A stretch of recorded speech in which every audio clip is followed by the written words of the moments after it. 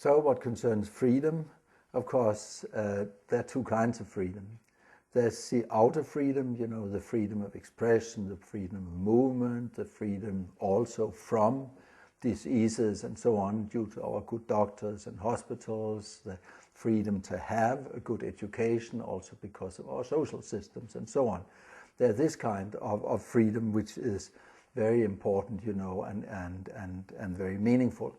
And here I seriously hope, you know, that we are not losing the freedom of expression right now, that we are not losing the ability to say what we think, even if we step on the toes of some gentlemen from the Near East, who like to beat their wives or stone them, whatever else they do, right?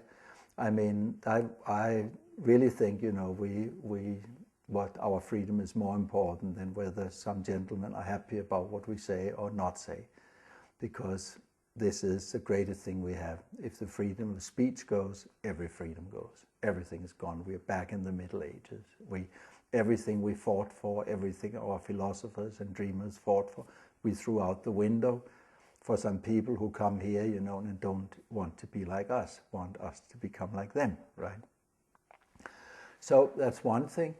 So that is the outer freedom. Let's be happy we have it. And the inner freedom is then actually what Professor Viktor Frankl expressed in the way that between the experience and the reaction, we have a choice. We express it, so my Polish students have put it out in a wonderful t-shirt with a gruff-looking dog looking like a backhoe. And it actually, you know, and what it says is, big dogs don't need to bark, right? And this freedom to really set our own rules, to say, I play in the first division, I don't play in the second and third and fourth, you know, and all this. This chance to really decide ourselves, you know, what we want to put into our minds and what things we want to contain and have inside. This is exceedingly important. You know, this is the greatest freedom.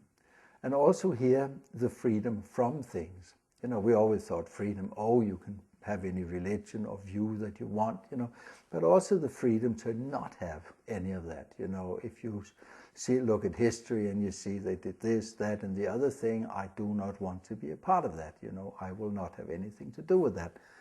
Then, in this case also, you know, you will say that it really is, you know, it really is great to have this freedom, both to have a certain view and to be free of having a certain view pressed down over our heads.